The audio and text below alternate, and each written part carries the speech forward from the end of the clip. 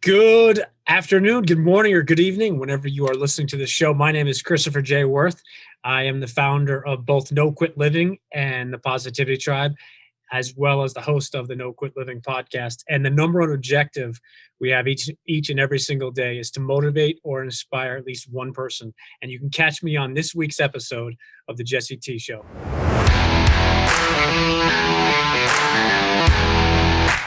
What is going on, brother?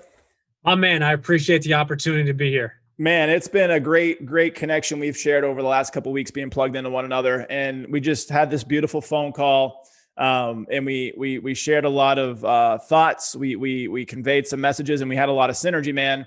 And I'm excited for the handful of people in the world that haven't heard your name yet to hear more about you, your story, and your journey, and who you are, what makes you operate, and some fun stuff about you. So just give us a little context and color on who Christopher Wirth is. I appreciate that. And just to touch on what you said is I truly believed in the concept and the idea of karma, in the sense of when like-minded people are out there, they connect. And when like-minded people make those quality introductions, which is how you and I connected, I think it's really cool in many different directions. So very simple. I am a former athlete and coach, and former, I mean, I don't play or coach at the level that I used to, but I think once you're a player or coach, you're always a player and a coach. I also have a financial business, and I'm an author, speaker, coach, as well as a podcast host. And I think the thing for me, similar to you, is when you're busy doing a lot of things that you're passionate about, I don't think it's that quote unquote work where you get up every day and say, okay, I got to put my boots on, or I got to put my uniform on and get after it. It's more along the lines of really enjoying what you do. And more importantly for me is the people I get to connect with. And I can honestly say, just from the podcast alone, I've met some unbelievable people. And that's actually how you and I connected, by a friend that we have in common that I actually connected with via my podcast, and just some really cool things happen. So again, I appreciate the opportunity to be here. Unbelievable to have you, brother, and what you're doing in the world and all the things that you just mentioned, we're going to touch on, because I think it's important for people to understand the journey. And, for people that are listening, they want to level up in life, relationships, health, and wellness. They may be starting podcasts, they may be writing books, they may be starting businesses, and you've done all those things and you've done them at a great level. But here's the thing, you're a great human being, which is the secret sauce to all that. You could go out and make a ton of money, but if you're not a good human being, or if you're not happy, life's going to suck. And it seems like you've been able to put all that together, taking it way back before all these things have come to fruition. Were you always an entrepreneur? Where did that hustle come from? Yeah, I think for me, I was always interested in different things. And I think my parents did a fantastic job growing up, introducing me to different things. There was no pressure of you have to do this or you have to do that. But to their credit, they introduced me to a lot of different things, whether it's sports, arts, music, theater. But the one thing that I can say that I'm trying to emulate with my kids now, and you always try to, I think, be the best version of yourselves, but they always inspired me to try different things, and they did not lead me to one specific thing. Obviously, there were certain things that they were interested, so obviously you touch upon those because that's what you know, but they always supported me. And I think I was always interested in different things. And when I was in 9th and 10th grade, my best friend and I ran basketball camps for probably 11, 12 summers in a row. He was a former NBA player, so it was his name that was the name on the company, but it was something that I enjoyed doing. And he gave me a lot of ownership into growing and building and trying different things. So I think for me, the creative perspective of running your own business is something that I've really enjoyed. You did it through something that you love too, which was basketball. So what was your position growing up through those high school years? Yeah, so it's interesting. When I was prior to high school and I was in 2nd, 3rd, 4th, 5th grade, I was always the biggest, tallest kid in the team. So it was funny. I always won the big man awards, but then I stopped growing and I turned into a point guard. So I think the way I describe it is inside I'm a center or a strong power forward, but I'm in a point guard's body.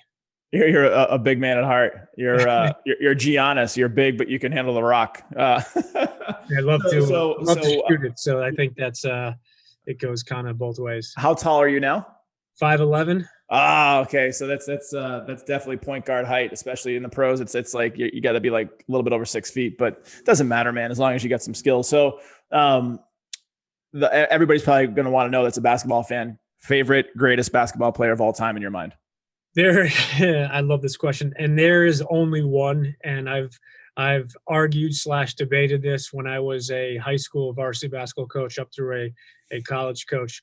We've had some very intense, I want to say, discussions, aka arguments, and the GOAT is definitely Michael Jordan. And without a question, no question. I was growing up the biggest Michael Jordan fan in my mind, and I would play in Boston in the snow in the driveway. Like there was nothing stopped me down. Even though I was in Boston with the Celtics and loved the Celtics, I was the biggest Jordan fan. And it was funny because I met him years later, or I had the chance to meet him, and I had grown out of my fanness, even though I love him and I think he's a great, honestly, I really like the way he's done business through the years. Like I like what he's been able to create. He's one of the pioneers, if you will, of how the guys in the NBA do what they do today with deals and sponsorships and all these things and collaborations. He was the godfather, really, of all that, with sneaker deals and underwear and hot dogs and cologne and movies and everything he was doing. He became the first big brand, I think, in basketball, at least the most successful. Even to this day, he's pretty much the most successful brand outside of, some of the other greats. But I say all that to say that I had a chance to meet him, and I was in Charlotte, North Carolina. I was running a business years ago. And, in my mid to late 20s, and I'm over at this place. I'm not familiar. I don't know if you're familiar with Charlotte, but there's this place called South Park, and it's kind of like it's some nice shops and restaurants. And I took a couple of my guys out. I was in a sales organization, and I wanted to treat them to dinner. And I'm walking into this restaurant, Del Frisco's, which has this amazing steak. And they're known for like this beautiful staircase that they have when you go in the Charlotte location. And I look as we're walking in, and we see Ric Flair. Ric Flair is right to the side. He's just getting out of a car.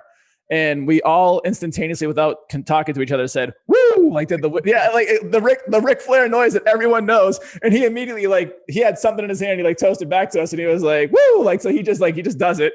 And then off to the right in the corner was a group of like 20 people that were surrounding this dude. And I looked over, and it was Michael Jordan sitting down on the wall. Had I been anywhere from like 5 to 15 years old, I would have ran over to him and like smothered him with like, "Oh my God, it's Michael Jordan." I saw him, I was like, "Oh, cool, Michael Jordan." And I walked away. So that's when I knew something changed, that like I wasn't as huge of a fan. But were you a big fan of Jordan growing up too? Did you have the sneakers? Did you have the jerseys? All that stuff? I was a huge fan. My dad was a sports agent for a very short period of time, and he had New Jersey Nets front row seats. We had 4 tickets for, I believe, 16 years. So not only was I a huge Jordan fan, but I got to see him play live at the Meadowlands probably 30 times, literally from a foot away. And I think anybody that knows me knows that I was just a huge fan. And back to your point, not only was he the biggest in the sense of brand for basketball, he's by far, in my opinion, as well as opinion of others, the biggest brand in all of sports. And the reason I say that is nothing against Tiger Woods or anybody else, but when you say the word Jordan, you can literally say it in Italy, in China, in Spain, and the United States, and it's a brand, it's a sneaker, it's a logo, and it's just something that he created. Obviously, Nike and Phil Knight, nobody had any idea the level that he was going to be. But the crazy thing is, he actually didn't like Nike and wanted to be an Adidas guy, and his mom actually made him sit down and have an interview with Nike. And he only did it because his mom asked him to. Yeah. Yeah. Can you imagine? Right. Who knows what would have happened? Maybe they wouldn't have been as popular. Maybe because the tinkerer, Phil Knight, was able to, be great at what he did. And Nike was kind of this up and coming, a little bit brash, like, Phil Knight is it? So, what's it? Tinker Hatfield was the sneaker guy, and Phil Knight was the founder. Is that correct? Of Nike? And just, I think that kind of bravado you have when you're a startup company really can set the pace. And if you have someone like Jordan behind you, like, it was the perfect storm, right? And going back to we took a left turn, and we'll jump back into your story in a second. But with Jordan, have you seen The Last Dance? I've seen it, and my brother and I are actually in it. Ironically, there's a video when he's playing in '98, his last season at the Meadowlands, he does a move and they pan the crowd. And again, we were in the front row, and I got like 10 text messages that night. The next morning, they're like, I think I saw you and your brother. So not only was I in it, but and I'll send it to you. I have a picture of, I blew it up as far as the actual sequence of when we're in it.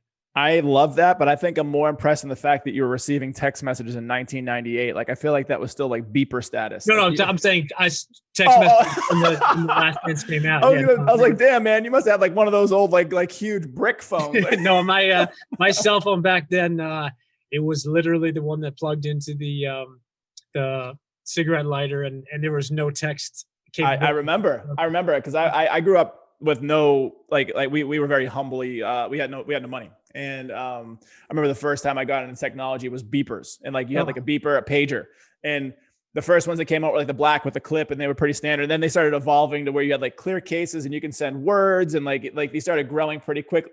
How far have we come in 20 something years?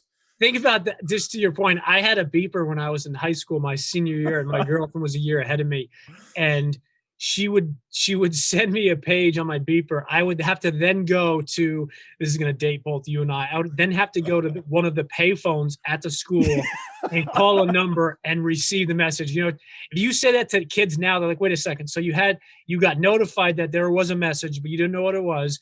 Then you had to go ahead and call to then receive the message.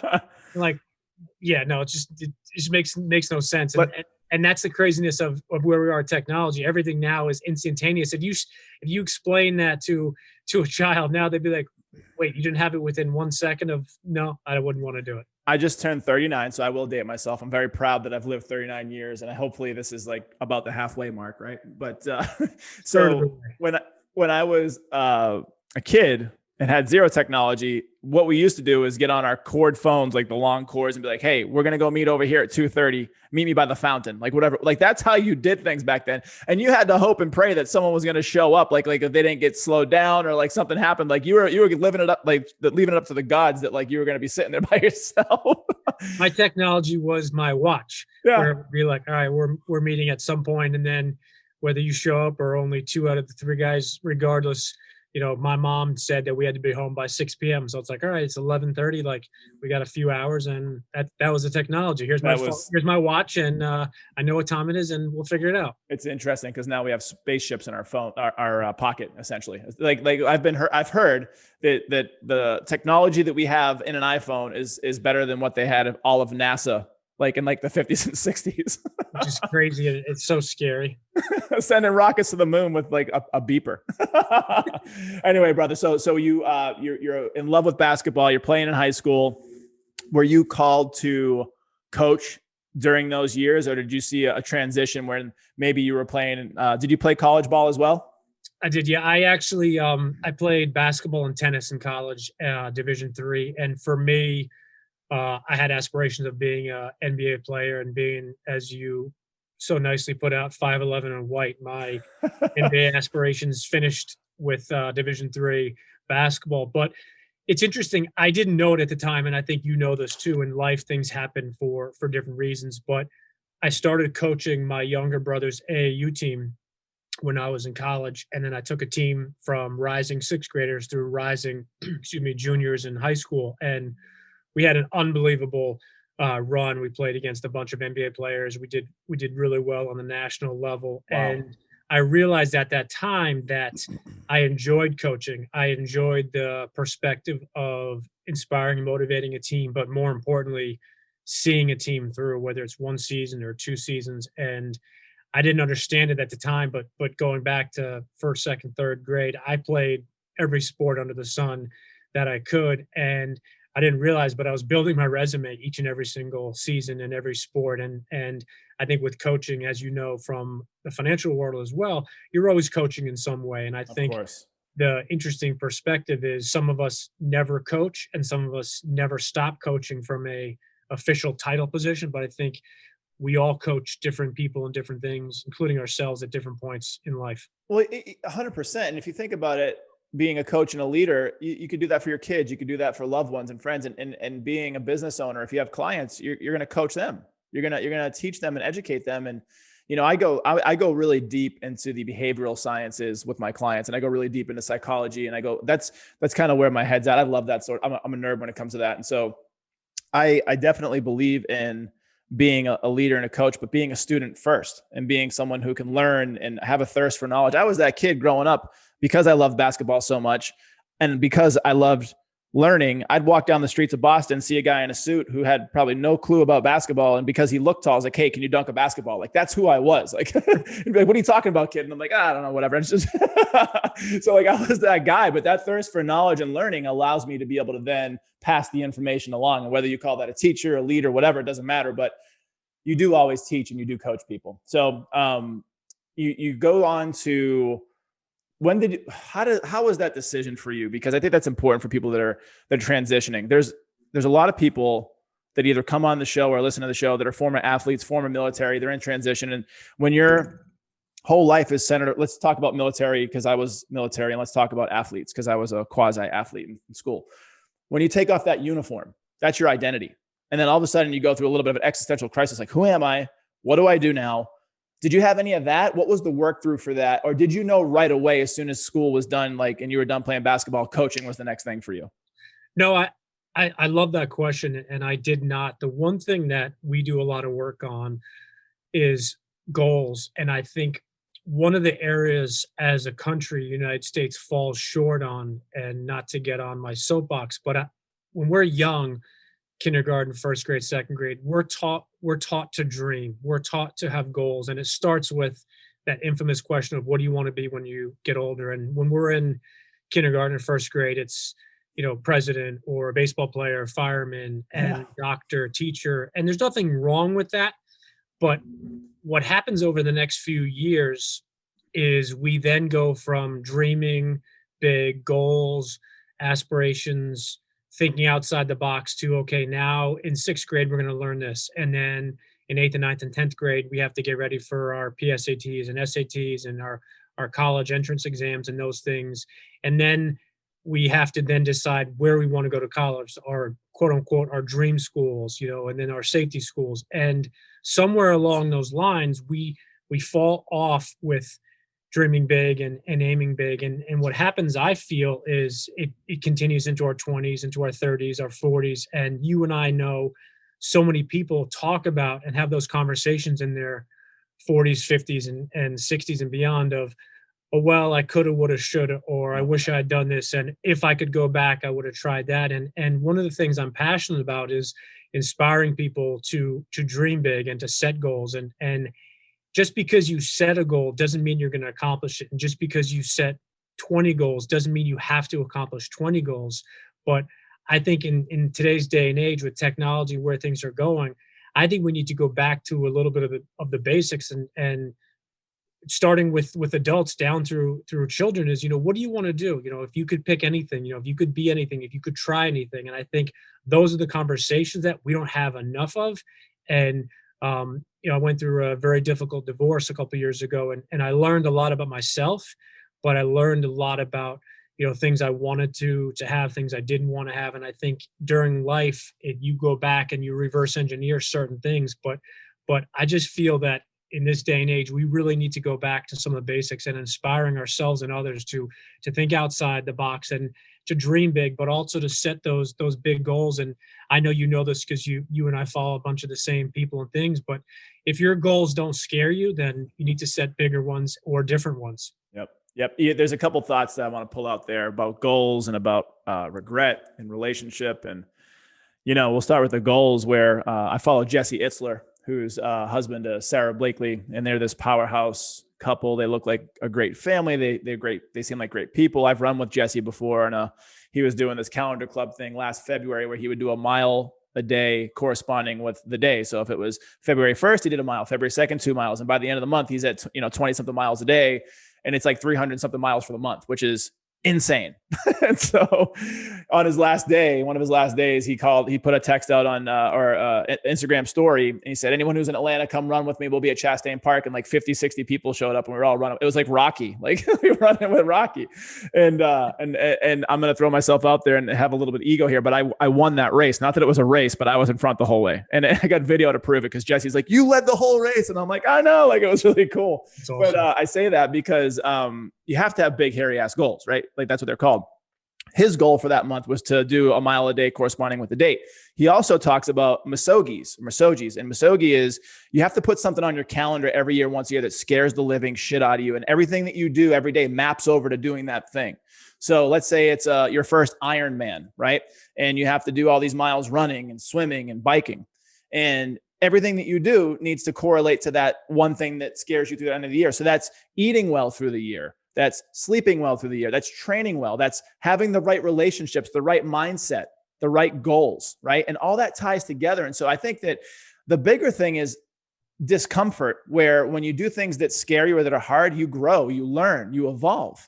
But then also you bring in people around you that share the vision, share the dream. Like when we started connecting, we had a lot of the similar things. Like, you know, our journey is going to be unbelievable because we're kind of on that same path, right? And so the second thing that you talked about was regret, which is something that I've been very focused on for a long time in my life because I've had regret. And I'm a child of a second relationship. So my mom and dad were married before they had me. When they met each other, they didn't even get married. They just had me. And all my aunts and uncles were like older, like because, you know, they were married 10 years before me.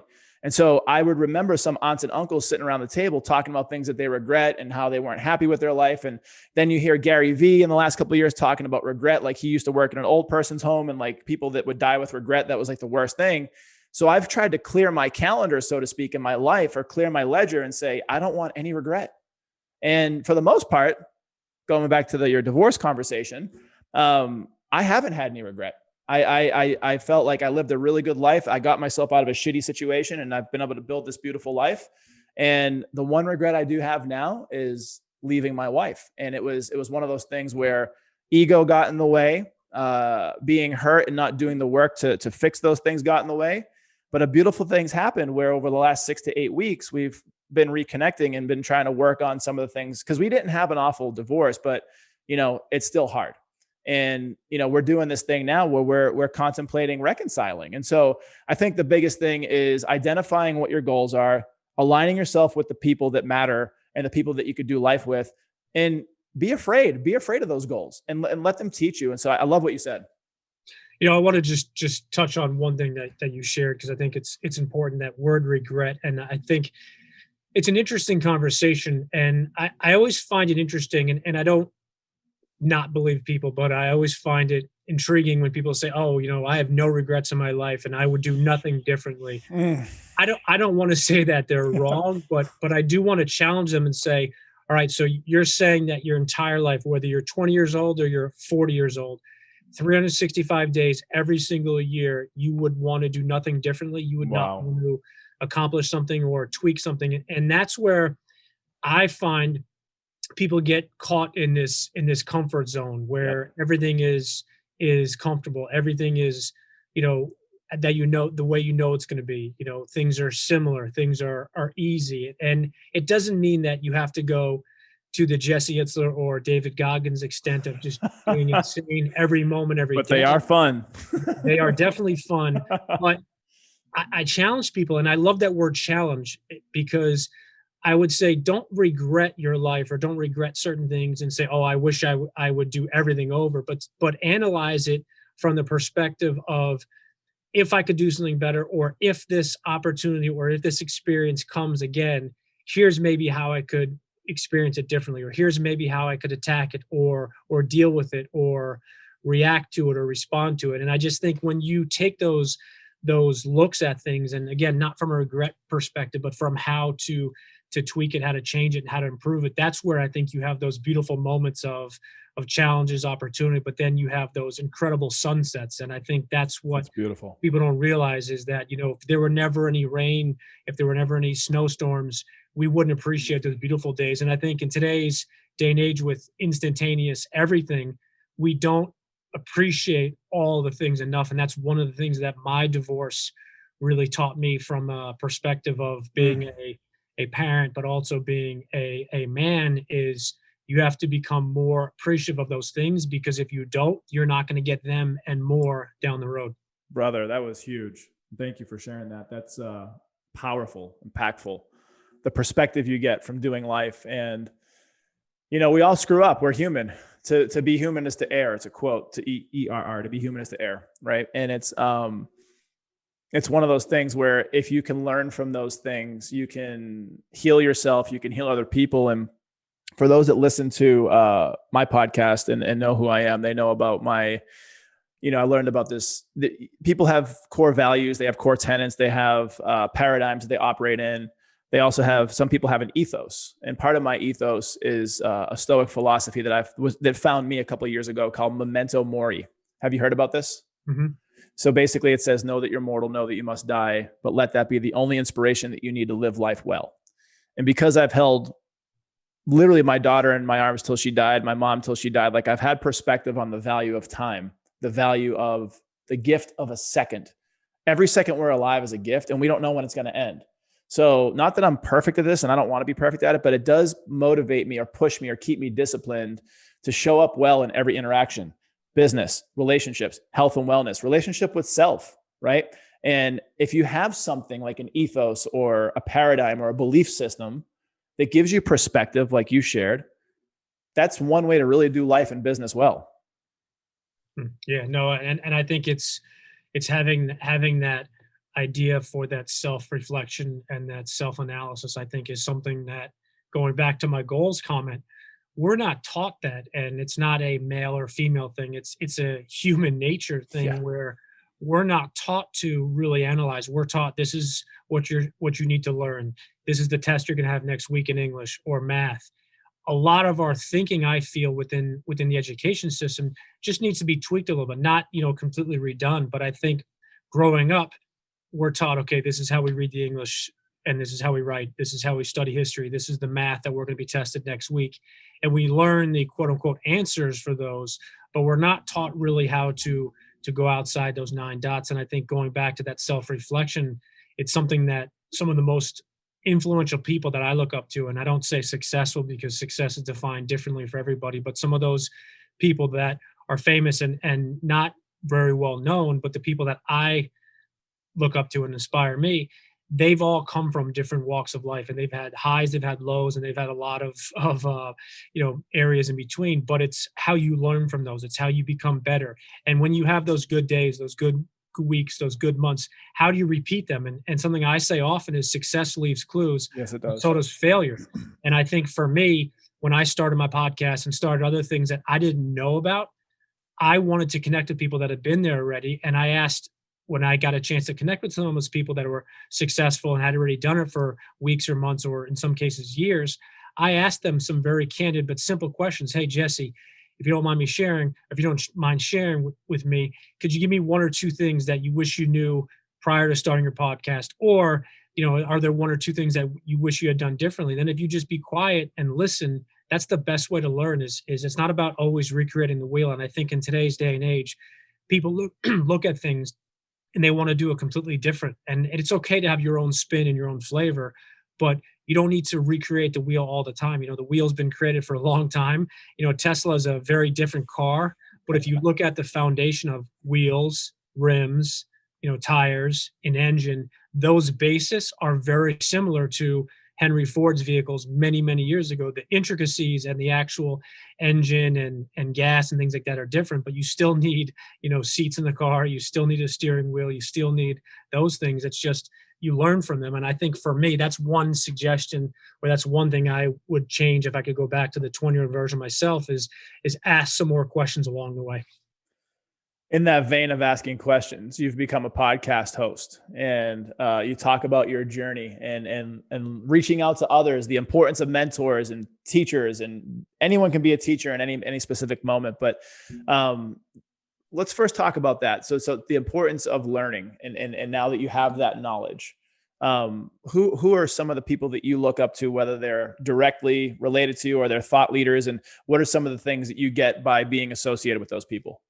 That's a fantastic question. And one thing that I touch on my show as well is if we went back 15, 20 years ago, the word mentor was very different. And what I mean by that is if, for example, Zig Ziglar, who was and is still a mentor of mine, even though he's passed, I had the opportunity to connect with and speak with him a few times while he was alive.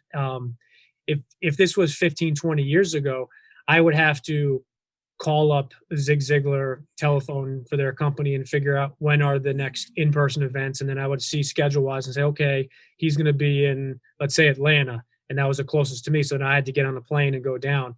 It was very difficult. You had to go to a bookstore or a library. And if they had the book there, you got it. If not, you could have it in a week or two or three, and they'd call you and let you know. And, 2 or 3 weeks later, you get a chance to learn. Technology has taken that to an entirely different level where you could have mentors in different areas, in-person mentors. You can have virtual mentors. You can have, technology mentors like we're connecting over Zoom. But for me, answering the question, what I realized is technology is a huge, huge advantage that we have in the year 2021. And I think it's only going to get quicker, faster, better. But I reached out to a bunch of people. So for example, the podcast Entrepreneur on Fire by John Lee Dumas, I reached out to JLD early on. I had the opportunity to be on his show and have him on my show. And I asked him a bunch of questions. And for me, he's been a huge mentor. The author, John Gordon, I had him and his wife on my show a couple times. He wrote an endorsement for my book. He's somebody I look up to, and I've had the opportunity to connect with him because I reached out to him. The coaching world of college basketball, I could give a ton of examples of people that have mentored me. But the one thing I'd like to give to your listeners is you have to connect with people. Yep. In the sense of if you want to really and truly learn, and don't get me wrong, it doesn't mean you have to connect with everybody. You can have those audio programs, podcasts. There are those virtual courses that are amazing. But the ability to connect with somebody in 2021 has never been as easy and simple as it is, whether it's social media, their websites and things. But you still have to go ahead and try to reach out and connect with them. But even within that scope of it, you have to take action. So if I call you up because I get introduced to you and we have a great connection and we have a fantastic conversation and you give me, let's say, 2 or 3 book suggestions of how to perform well in the podcasting world. If I don't do anything with that, it's almost like you and I didn't connect. So the one thing I'll challenge your listeners to is you have to go ahead and first and foremost, make that connection, whether it's from somebody else or start it on your end. But secondly, you have to go ahead and take action. And I think that's where we all miss the boat a lot. And going back to the book, The Secret, The Law of Attraction, where I feel that The Secret missed the target a little bit is the mental perspective. It talks about affirmations and visualization, which is hugely important. For sure. I think where it didn't touch enough on is then the action. And I think that's where technology is missing the boat a little bit today. It's the access to certain things. You can get it quicker, faster, but you still have to go ahead and put the work in. Jocko Willink is a prime example of execution, a prime example of discipline. He's always getting up 4:30 in the morning, doing an Instagram live. Hey y'all, 4:30 again.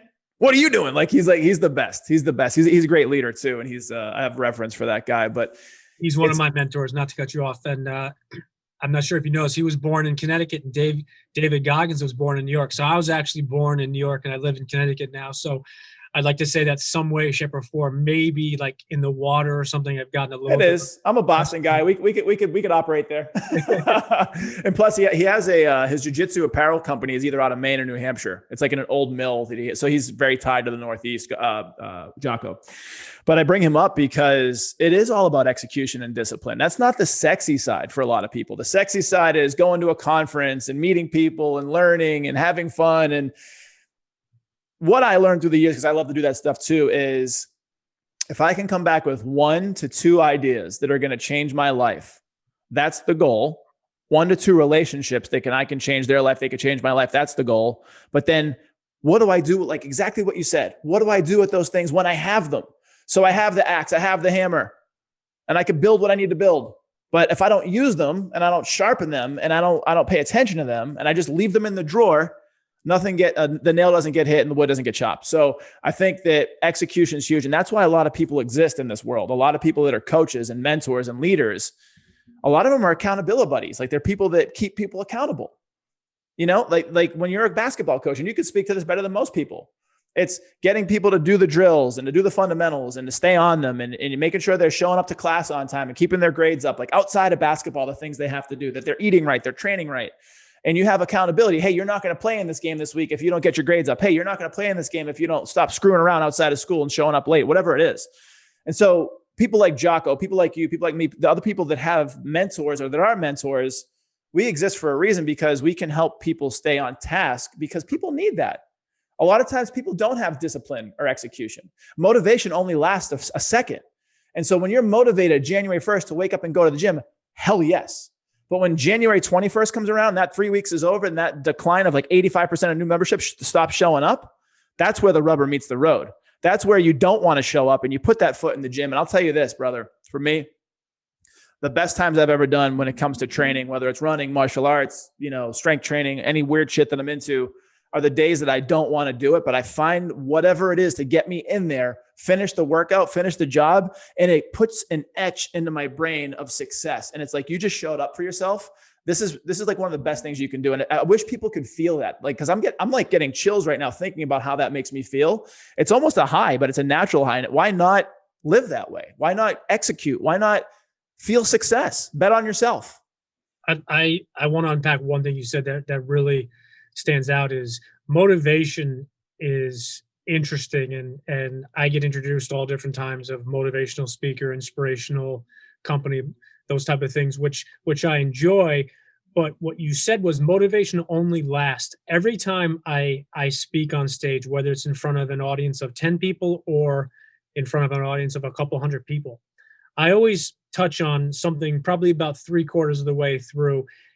And I say, if you leave here today, tonight, this morning, depending on what time the event is, and you leave here only motivated and only a little bit more motivated than before I spoke, I haven't done my job. And people kind of, they turn their heads and I let it sink and I pause for a second.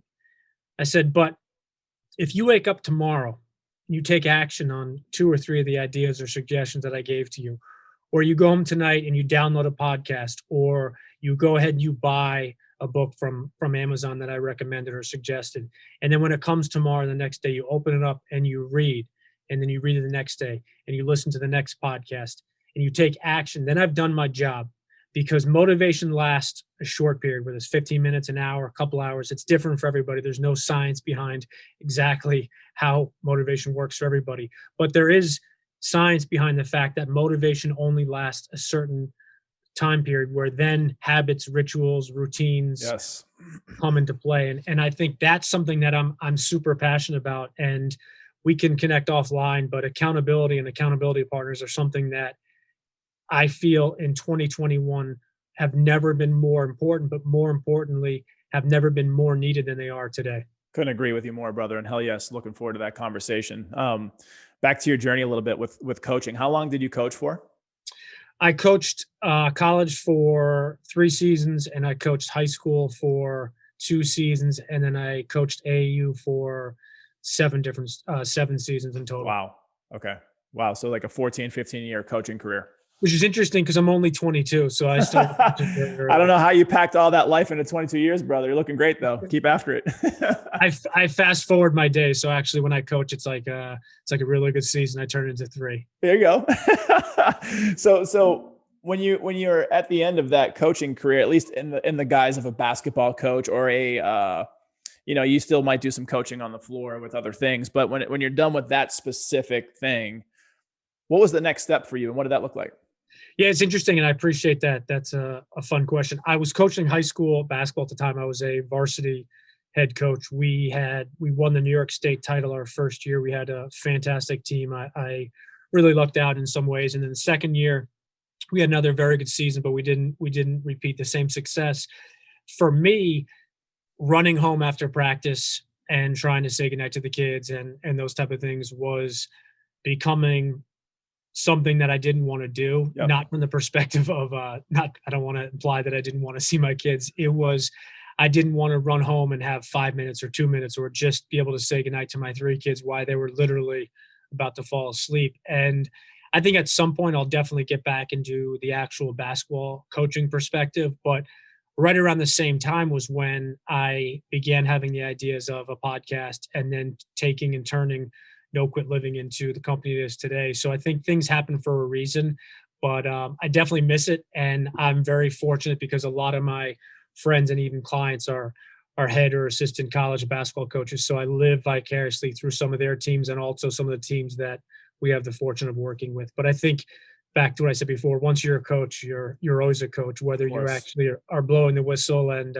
leading practice or not. But I think in my mind, I'm still coaching. It's just, I'm like coaching from the TV and the team, and the people don't really know I'm coaching them. In my mind, I'm like, all right, they're going to run my play. Right? Yeah, for sure. Favorite coach of all time? John Wooden, who I had the unbelievable opportunity of having dinner with. I think hands down, he's the greatest coach of all time. It's hard to argue that. I'm a Phil Jackson guy when it comes to coaching. I like him because he's spiritual. I'm a spiritual dude, and he's into some weird stuff. I am too. And that is a understatement. He's somebody I've unpacked a lot, but from the outside, you see the scowl and you're like, oh, he just wanted to win. But when you actually peel away some of the layers, you just realize he was a strange dude. And some of that came out in The Last Dance. But I would love to talk to Jordan, Pippen, and some of those players with, proof that there was no cameras around and be like, all right, let's really talk about Phil. I have a group of guys I'm plugged into, and it started off as ex-military executive business owners, and then it took a hard left turn within a 5-minute conversation, and it went to like, let's go to Peru together and go do some ayahuasca. And it's this guy, Stephen Kuhn, who's really tapped into that. He's been doing it for 16, 17 years. And it's opened up this relationship for another good buddy of mine, Lane. But I say that to say that, this is something that I do once a quarter for, growth spiritually, with ego and with all these different things. And I'd love to go to Peru if Phil Jackson would ever do that. Like if he heard this and he wanted to go to Peru and he wanted to go sit with some shamans, I'm sure there was a part of him that may have done that back in the day or would want to do that. I would love to go see, one of the greatest people in terms of sports ever, just like what he would do in that situation. That would be a really cool way to hang out with him. Phil's an interesting guy. The Raptors head coach, Nick Nurse, his nephew, David Nurse, has become a good buddy of mine. And in Nick Nurse's book, I believe it came out last September, October. I didn't know much about Nick, but he coached for such a long time. But he actually got a chance to be mentored by Phil Jackson without really knowing it, where literally he went out to, I think, North Dakota or South Dakota, wherever Phil kind of hangs out now. And basically him and Phil just sat for like a couple of days, literally just talking basketball, and Phil would be like, all right, I'll see you tomorrow morning at 8 a.m. And Nick was like, all right. He went back to his hotel room and just got back the next day. And like, they literally just spoke about everything. And I just think Phil, to your point about going to Peru, I'd go anywhere with Phil. I mean, if Phil's like, hey, you want to go to the grocery store to pick up some, deli meat, I'm going, just because you never know with that dude, what's going to come out. But not only that, you better have a tape recorder or something, because he's probably going to spit out some value bombs. You're going to be like, wait, hold on, say that again. Wait, repeat that. I love when people are great at what they do, but they also have interesting hobbies or passions that are just unique, and that's where you can really connect with people and learn about them. It gives a lot more color to the relationship. And that would be really fun to hang out with those types of people and kind of to see how they operate and just the way they do life, man. So, you're running a financial services business now. How long have you been doing that? I've been doing that since 2003, 2004. Okay. What was that evolving of the company? How did you start it? Was it on a wing and a prayer? Were you financially backed? Because that's important for people, because there's a lot of people that have to make a decision to be practical and have, I say this all the time in my business where, I help companies. Part of what I do is help companies when they're first starting out and getting started the right way and getting set up. And a lot of times they think they need X amount of money. Like if you're starting a CrossFit box, you need $75,000, but a lot of times you need like 3 to 5 times that. You need more than you think you're going to need. And so there's a huge practicality piece coming from like the financial planner side of me. But then the entrepreneur that used to sell comic books, baseball cards, and like shovel snow for money, I'm the guy that's like, burn the boats. So I'm the guy that's like, start now. So where were you in that camp? Were you the person that, whether it was situational and you had to just start now and you made it happen, or were you well positioned with finance? And how was that first couple seasons of business for you? That was like 17 questions all in one. I know. So interestingly enough, I actually started coaching college basketball right out of college. I was coaching an AU team, and I met a head coach of a Division II program that offered me a job, and I actually took the job before I graduated, knowing that I was going to take it in August of that year. And it wasn't until a couple months after that I got into the financial services company. I actually started with a securities company to get my feet wet. My father has been in the business for forever. He ran his own firm. We now have worked together for a long time. But for me, I didn't have the backing in the sense of I didn't just jump into the entrepreneurial side. I learned within the structure of an organization, but I realized that within that perspective of my company, that there were many people that had their hands out what I was doing. And it's part of learning. And I think, so from the perspective, I didn't have a backing of, okay, X amount of dollars, like your reference of the CrossFit, but I also understood that I wanted to learn the business. So I had a father who was an example, and I didn't want him to take time out of his day to teach me, mentor me, coach me, because I realized, it wasn't like it was going to be 20 minutes. It's going to be an hour here, 2 hours there, 3 hours there. And